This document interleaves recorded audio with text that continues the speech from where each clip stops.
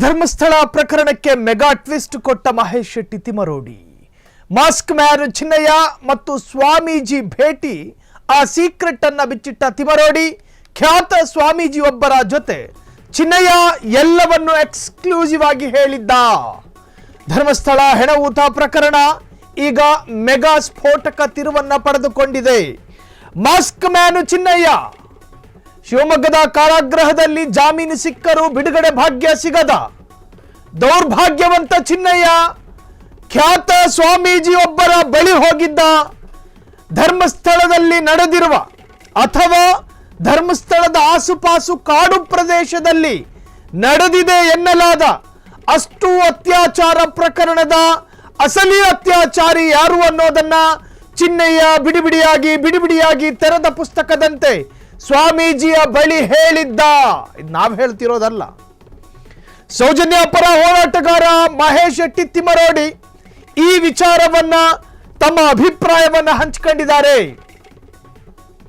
ಖ್ಯಾತ ಸ್ವಾಮೀಜಿ ಒಬ್ಬರ ಹೆಸರು ಸದ್ಯಕ್ಕೆ ಬೇಡ, ಅವರ ಜೊತೆಗಿನ ಚಿನ್ನಯ್ಯನ ಫೋಟೋ ಇತ್ತೀಚೆಗೆ ವೈರಲ್ ಆಗಿತ್ತು, ಸಂಚಲನವನ್ನ ಮೂಡಿಸಿತ್ತು. ಸ್ವಾಮೀಜಿ ಜೊತೆ ಹೋಗಿದ್ದು ಕಷ್ಟ ಸುಖ ಮಾತಾಡ್ಕೊಂಡು ಬರೋದಕ್ಕಲ್ಲ, ಬದಲಾಗಿ ಧರ್ಮಸ್ಥಳದಲ್ಲಿ ನಡೆದಿದೆ ಎನ್ನಲಾದ, ಪ್ರತ್ಯೇಕವಾಗಿ ಹೇಳ್ಬಿಡ್ತೀನಿ, ಧರ್ಮಸ್ಥಳದ ಆಸುಪಾಸಿನ ನಿರ್ಜನ ಪ್ರದೇಶದಲ್ಲಿ ನಡೆದಿದೆ, ಇನ್ನು ನಡೆಯಬಾರದು ಎನ್ನಲಾದ ಕೆಲ ಅತ್ಯಾಚಾರ ಪ್ರಕರಣದ ಅತ್ಯಾಚಾರಿಗಳು ಯಾರು ಅನ್ನೋದನ್ನ ಈ ಮಾಸ್ಕ್ ಮ್ಯಾನ್ ಚಿನ್ನಯ್ಯ ಸ್ವಾಮೀಜಿಯ ಬಳಿ ಹೇಳಿಕೊಂಡಿದ್ದ. ಆಗ ಸಾಮಾನ್ಯವಾಗಿ ಮನುಷ್ಯರಿಗೆ ಒಬ್ಬ ಮನುಷ್ಯ ಏನಾದರೂ ಗುಟ್ಟು ಹೇಳಿದಾಗ ಇಲ್ಲ ಹಿಂಗೆಲ್ಲ ಹೇಳ್ತಾರೆ ಉತ್ತರ. ಆದರೆ ಸ್ವಾಮೀಜಿ ಅಂದು ನಾನು ಸಿದ್ದರಾಮಯ್ಯರ ಬಳಿ ಮಾತನಾಡಿ ಎಲ್ಲವನ್ನೂ ಬಗೆಹರಿಸ್ತೀನಿ ಅಂತ ಹೇಳಿದ್ದರಂತೆ. ಚಿನ್ನಯ್ಯನಿಗೆ ಸ್ವಾಮೀಜಿ ಕೊಟ್ಟ ಉತ್ತರ, ಈ ಎಲ್ಲವನ್ನೂ ಕೂಡ ನಾನು ಮುಖ್ಯಮಂತ್ರಿಯ ಗಮನಕ್ಕೆ ತರೋ ಪ್ರಯತ್ನ ಮಾಡ್ತೀನಿ, ಅವರಿಂದ ಇದಕ್ಕೆ ನ್ಯಾಯ ಸಿಗುತ್ತಾ ನೋಡೋಣ ಅಂತ ಹೇಳಿದ್ರಂತೆ. ಆ ಫೋಟೋ ಇತ್ತೀಚೆಗೆ ವೈರಲ್ ಆಗಿತ್ತು. ಆ ಸುದ್ದಿ ಖಾತ್ರಿ ಆಗಿರುವಂತಹ ಸುದ್ದಿನ ಅನ್ನೋದು ಗೊಂದಲಕ್ಕೀಡಾಗಿತ್ತು. ಹಾಗಾಗಿ ಆ ಫೋಟೋವನ್ನು ಈ ಕ್ಷಣ ರಿವೀಲ್ ಮಾಡೋದಿಲ್ಲ. ಚಿನ್ನಯ್ಯ ಸ್ವಾಮೀಜಿಯ ಬಳಿ ಕೂತ್ಕೊಂಡು, ಸ್ವಾಮೀಜಿ ಜೊತೆಗೆ ಸಾಕಷ್ಟು ಭಕ್ತಾದಿಗಳು ಹೋಗ್ತಾರೆ, ಚಿನ್ನಯ್ಯನು ಕೂಡ ಭಕ್ತ ಅಂತಾನೆ ಇಟ್ಕೊಳ್ಳಿ. ಆದರೆ ಚಿನ್ನಯ್ಯ ದಿನ ಸ್ವಾಮೀಜಿಯ ಬಳಿ ಎಲ್ಲವನ್ನೂ ಹೇಳ್ಕೊಂಡಿದ್ನಂತೆ. ಎಲ್ಲವನ್ನು, ನನ್ನನ್ನು ಹೆಂಗ್ ಬಳಸ್ಕೊಂಡಿದ್ರು,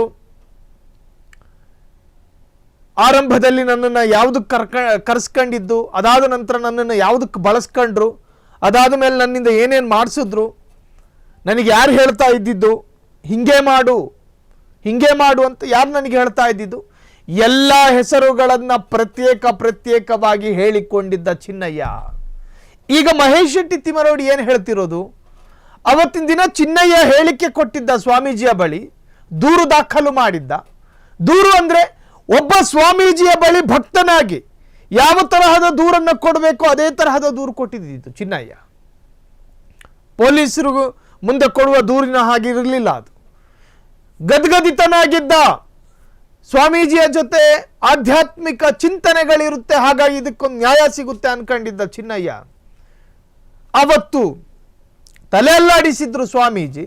ಇದನ್ನು ನಾನು CM ಸಚಿವಾಲಯದ ಗಮನಕ್ಕೆ ತರ್ತೀನಿ ಅಂತ ಹೇಳಿದ್ರು. ಈಗ ಯಾಕೆ ಆ ಖ್ಯಾತ ಸ್ವಾಮೀಜಿ ಮೌನರಾಗಿದ್ದಾರೆ ಅಂತ ಹೇಳಿ, ಎಲ್ಲವನ್ನು CM ಸಚಿವಾಲಯಕ್ಕೆ ತರ್ತೀನಿ ಅಂತ ಹೇಳಿದ್ದ ಸ್ವಾಮೀಜಿ ಈವರೆಗೂ ಚಕಾರ ಎತ್ತಿಲ್ಲ. ಯಾಕೆ? ಅನ್ಯಾಯದ ವಿಚಾರದಲ್ಲಿ ಯಾಕೆ ಧ್ವನಿ ಎತ್ತಬಾರದು ಸ್ವಾಮೀಜಿಗಳು ಕೇವಲ ಮಂದಿರದಲ್ಲಿ ಕೂತ್ಕೊಂಡು ಪ್ರವಚನ ಕೊಡೋದಕ್ಕೆ ಮಾತ್ರ ಅಲ್ಲ, ಮೌಲವಿಗಳು ಕೇವಲ ಮಸೀದಿಯಲ್ಲಿ ಕೂತ್ಕೊಂಡು ಪ್ರವಚನ ಕೊಡೋದಕ್ಕೆ ಮಾತ್ರ ಅಲ್ಲ, ಪಾದ್ರಿಗಳು ಇಗರ್ಜಿಯಲ್ಲಿ ಕೂತ್ಕೊಂಡು ಇದಕ್ಕೆ ಮಾತ್ರ ಅಲ್ಲ, ಸಮಾಜದಲ್ಲಿ ಅನ್ಯಾಯ ನಡೆದಾಗ ಅದರ ಬಗ್ಗೆ ಧ್ವನಿ ಎತ್ತಬೇಕು. ಮಹೇಶ್ ಶೆಟ್ಟಿ ತಿಮರೋಡಿ ಅಗ್ರೆಸಿವ್ ಆಗಿ ಹೇಳಿಕೆ ಕೊಟ್ಟಿದ್ದಾರೆ.